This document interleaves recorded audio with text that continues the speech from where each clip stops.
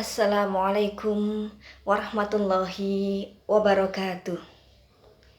Bismillah, alhamdulillah, wassalatu wassalamu ala rasulillah, amma ba'du. Para pemirsa yang dirahmati oleh Allah, alhamdulillah hari ini kita masih diberikan kesehatan oleh Allah untuk menjalankan ibadah shaum. Bagaimana puasa hari ini para pemirsa? Masih semangat bukan? Luar biasa. Semoga tetap diberikan kesehatan dan kekuatan oleh Allah Subhanahu wa taala. Para pemirsa, hari ini kita akan membahas tentang dua kebiasaan puasa Rasulullah. Sebenarnya banyak sekali kebiasaan puasa Rasulullah yang bisa kita teladani. Namun pada kali ini kita akan mengkaji tentang dua kebiasaan Rasulullah saat sahur. Yaitu yang pertama adalah Rasulullah selalu mengakhirkan sahur dan menganjurkan kepada kita untuk mengakhirkan sahur. Dan yang kedua adalah Rasulullah menganjurkan kepada kita untuk tidak tidur setelah sahur.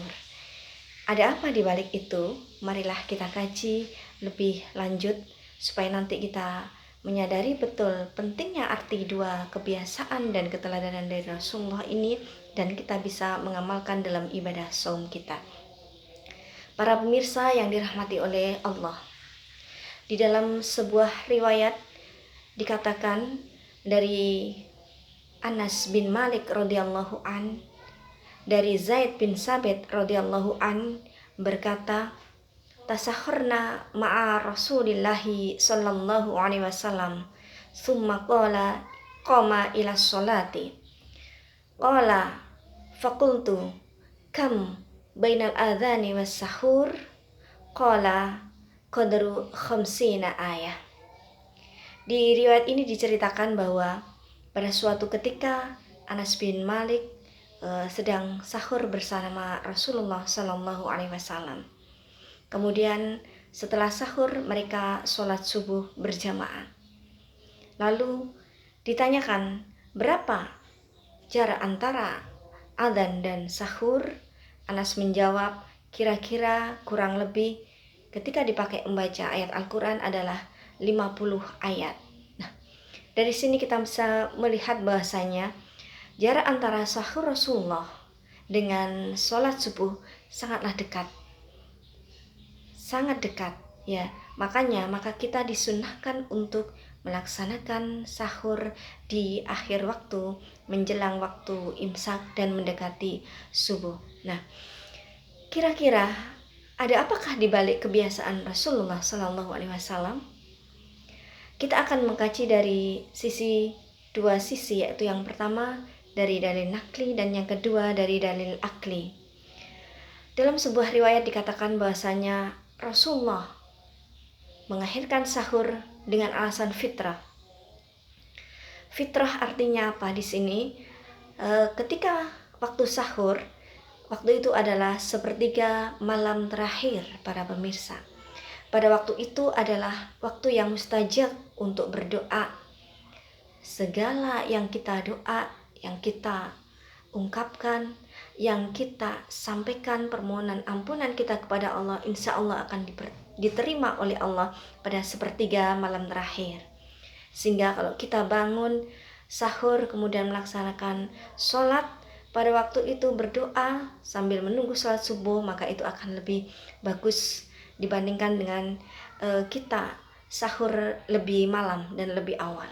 Nah, yang kedua kita akan mengkaji dari sisi dalil akli.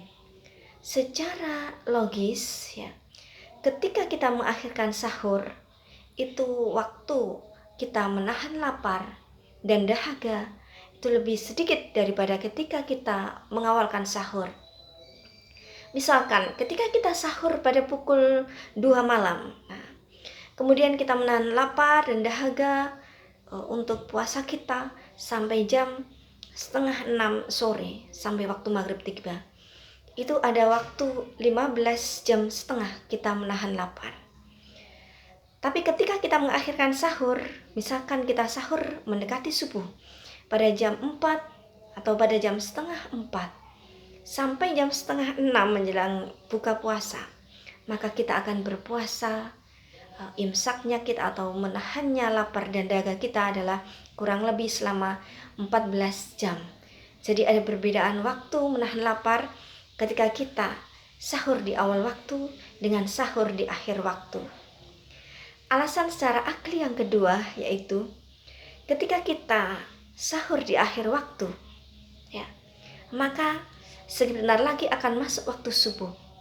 Nah, ketika itu maka kita akan berpikir bahwa kita tidak perlu santai atau tidur setelah kita sahur karena sebentar lagi akan masuk waktu subuh. Akan tapi jika kita sahurnya terlalu dini, terlalu malam, maka masih banyak jarak waktu antara sahur dengan sholat subuh, sehingga kita akan menghabiskan waktu kita untuk tidur lagi. Ya, sebagian besar kita mungkin akan menghabiskan waktu untuk tidur lagi. Nah, itu sangat tidak baik untuk kesehatan. Nah, dengan sahur di akhir waktu, maka kita akan setelah sahur kita akan segera mengambil air wudhu, kemudian mempersiapkan diri untuk sholat subuh dengan sholat sunnah sebelumnya, baca Al-Quran, tadarus, berzikir, dan kegiatan lain yang bermanfaat dan bernilai pahala.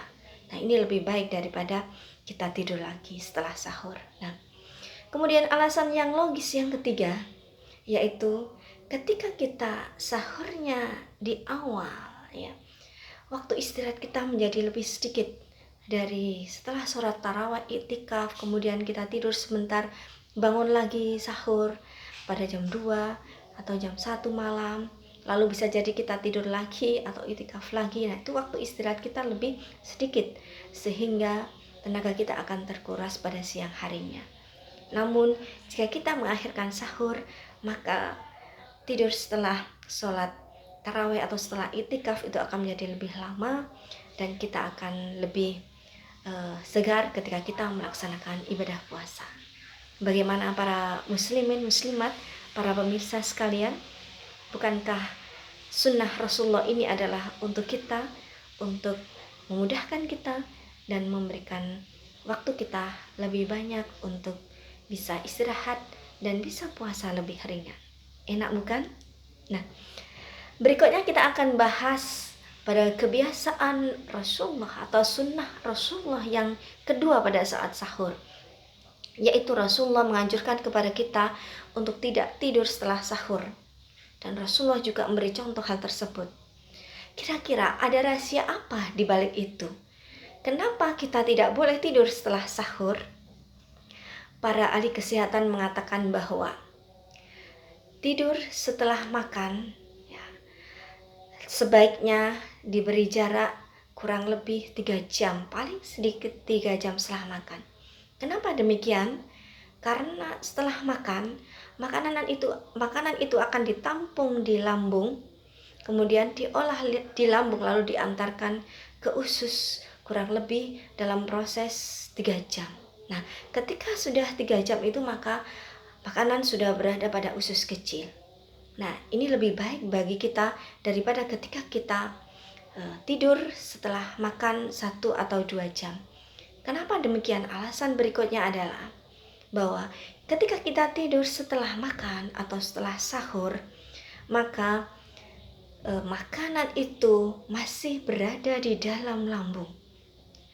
Para pemirsa, ketika makanan itu masih di dalam lambung kemudian kita tidur, maka makanan itu akan kembali ke dalam keadaan berbaring, akan kembali ke saluran esofagus kita, sehingga hal itu akan menyebabkan dada kita menjadi panas. Terkadang kita juga sesak nafas, kita juga mual, atau ketika bangun nanti suara kita akan serak. Bukankah itu sering terjadi ketika kita tidur setelah sahur, Bapak Ibu? Tiba-tiba pas bangun tidur, suara kita sudah serak, seperti orang yang sudah tidur lama sekali, ya, itu ya. Atau seperti orang yang kehabisan suara, kelelahan dan sebagainya. Nah, itu alasan berikutnya. Nah, berikutnya adalah bahwasanya ketika kita tidur setelah sahur dan makanan dalam posisi di lambung, maka tubuh kita akan bekerja terlalu keras untuk mengolah dan mencerna makanan tersebut, sehingga hal itu akan memicu peningkatan kadar gula darah, juga tekanan darah, serta kolesterol dalam tubuh kita yang menyebabkan kita terkena risiko penyakit stroke. Nah, hadirin Bapak Ibu pemirsa yang dimuliakan oleh Allah, dalam sebuah penelitian yang diadakan di Yunani juga dikatakan bahasanya tidur setelah sahur atau setelah makan itu akan meningkatkan risiko stroke. Sedangkan tidur yang dilaksanakan 4 jam, 5 jam sudah makan, itu lebih rendah risiko stroke-nya dibandingkan dengan tidur yang 1 jam, 2 jam setelah makan. Oleh karena itu Bapak Ibu, untuk menghindarkan diri kita dari penyakit stroke, maka kita ikuti sunnah Rasulullah tersebut, yaitu tidak tidur setelah makan sahur. Berikutnya, alasan berikutnya kenapa kita tidak boleh tidur setelah sahur adalah yaitu nanti akan terjadi penimbunan lemak dan peningkatan berat badan apabila kita tidur setelah sahur. Kenapa demikian? Karena ketika sahur, yang sering terjadi sahur itu kita makan nasi, ya, makan makanan yang bisa membuat kita tahan lapar selama sehari penuh, yaitu makan nasi. Sedangkan nasi kalorinya itu tinggi. Dalam 8 ons nasi itu terdapat 300% kalori. Nah, ketika kita tidur maka tubuh tidak bisa tidak bisa membakar kalori, sehingga akan terjadi penimbunan kalori di dalam tubuh yang nanti akan terjadi peningkatan berat badan kepada kita. Nah, ini sangat ditakuti oleh ibu-ibu. Betul nggak ibu-ibu? Nah, karena itu marilah kita semuanya ikuti sunnah Rasulullah Sallallahu Alaihi Wasallam untuk tidak tidur setelah sahur, mengakhirkan sahur, serta tidak tidur setelah sahur. Memang enak sekali ya pemirsa, ketika kita dalam kondisi perut kenyang, lalu kita ketemu bantal, rasanya nyaman sekali ketika tidur. Kita bisa melanjutkan mimpi kita yang sempat tertunda karena kita makan sahur. Namun ternyata dampaknya sangat tidak baik bagi kesehatan kita, mau sehat atau mau sakit. Pemirsa, kalau kita mau sehat, mau lebih enak menjalankan ibadah puasa kita, marilah kita bersama-sama mengikuti sunnah Rasulullah tersebut. Bagaimana, masih mau tidur setelah sahur? Oh no, mari kita hindari tidur setelah sahur. Lebih baik kita gunakan untuk aktivitas jogging atau jalan-jalan, tadarus, membaca Al-Quran, berzikir, membersihkan rumah, dan lain sebagainya. Itu yang bisa saya sampaikan pada hari ini. Mudah-mudahan puasa kita diterima oleh Allah Subhanahu wa Ta'ala, dan mudah-mudahan apa yang saya sampaikan bermanfaat bagi kita semua.